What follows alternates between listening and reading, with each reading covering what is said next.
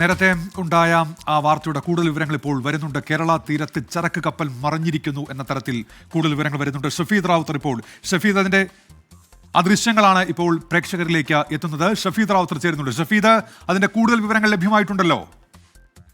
ഈ കപ്പൽ അപകടത്തിൽപ്പെട്ടതുമായി ബന്ധപ്പെട്ട കൂടുതൽ വിവരങ്ങൾ ഇപ്പോൾ ലഭിക്കുന്നുണ്ട്. അതായത് വിഴിഞ്ഞം തുറമുഖത്ത് നിന്ന് പോയ കപ്പലാണ് അപകടത്തിൽപ്പെട്ടത്. ലൈബീരിയയുടെ പതാകയുള്ള കപ്പലാണ് അപകടത്തിൽപ്പെട്ടത് എന്നുള്ള വിവരം കൂടി ഈ ഘട്ടത്തിൽ നമുക്ക് ലഭിക്കുന്നുണ്ട്.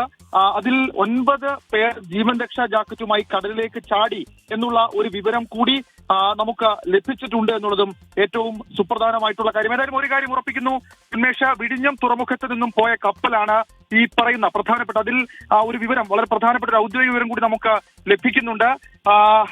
Long Liberia flagged container vessel MSC Elsa 3 അതാണ് മെയ് 23-ന് അറൈവ് ചെയ്തൊരു കപ്പൽ എന്നുള്ള ഒരു പ്രാഥമിക വിവരം നമുക്ക് ലഭിക്കുന്നുണ്ട്. ഏതായാലും വിഴിഞ്ഞം തുറമുഖത്ത് നിന്ന് യാത്ര പോയ, അതായത് വിഴിഞ്ഞം തുറമുഖത്തേക്ക് എത്തി അവിടെ നിന്ന് മടങ്ങിയ കപ്പൽ MSC എൽസ എന്നുള്ള വിവരം ഇപ്പോൾ ലഭിക്കുന്നുണ്ട്. ഏതായാലും അതൊരു സുപ്രധാനമായിട്ടുള്ള വിവരമാണ്.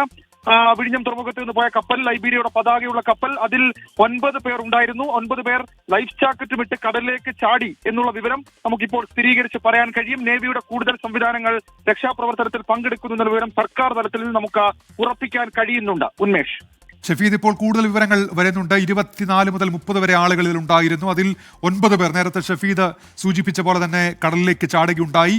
മറ്റൊരു കപ്പലിൽ ഇവരെ രക്ഷപ്പെടുത്തി എന്നാണ് ഇപ്പോൾ കൊച്ചിയിൽ നിന്ന് അറിയാൻ കഴിയുന്ന വിവരം. കോസ്റ്റ് ഗാർഡിന്റെ ആസ്ഥാനത്ത് ഇതുമായി ബന്ധപ്പെട്ട വിവരങ്ങളൊക്കെ ലഭ്യമാകുന്നുണ്ട്. രക്ഷാപ്രവർത്തനം പുരോഗമിക്കുകയാണ്. അതായത് കൂടുതൽ ജീവനക്കാരെ രക്ഷപ്പെടുത്താനുണ്ട് എന്നുകൂടി ആ അറിയിപ്പിൽ ഇപ്പോൾ വരുന്നുണ്ട്. ജീവനക്കാരെ രക്ഷപ്പെടുത്തുന്നതിന് പ്രഥമ പരിഗണന നൽകിക്കൊണ്ടാണ് ഇപ്പോൾ ഈ രക്ഷാപ്രവർത്തനങ്ങൾ നടക്കുന്നത്.